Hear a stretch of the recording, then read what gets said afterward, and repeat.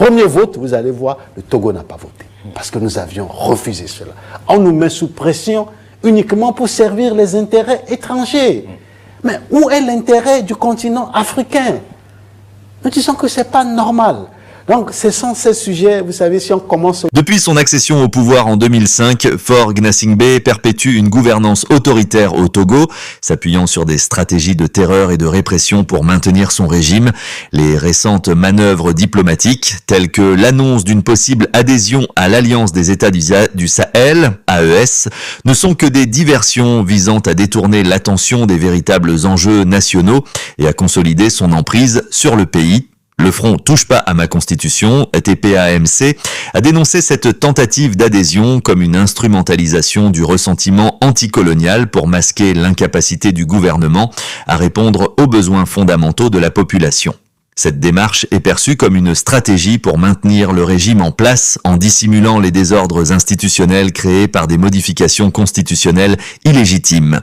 Les violations des droits humains sous le régime de Faure Gnassingbé sont bien documentées. Des rapports crédibles font état d'exécutions extrajudiciaires, de tortures, de conditions carcérales inhumaines, d'arrestations arbitraires et d'une absence d'indépendance judiciaire. Ces abus reflètent une volonté délibérée de réprimer toute opposition et de gouverner par la peur. La concentration du pouvoir entre les mains de la famille Gnassingbé, qui dirige le Togo depuis des décennies, illustre une dérive autocratique préoccupante. Les réformes constitutionnelles récentes visant à instaurer un régime parlementaire sont perçues comme des mécanismes pour permettre à Faure Gnassingbé de se maintenir indéfiniment au pouvoir au détriment de la volonté populaire. Face à cette situation alarmante, il est impératif que la communauté internationale et les défenseurs des droits humains intensifient leur surveillance et leur pression sur le régime togolais. Le peuple togolais mérite de vivre dans un état de droit où les libertés fondamentales sont respectées et où les dirigeants sont véritablement redevables de leurs actions.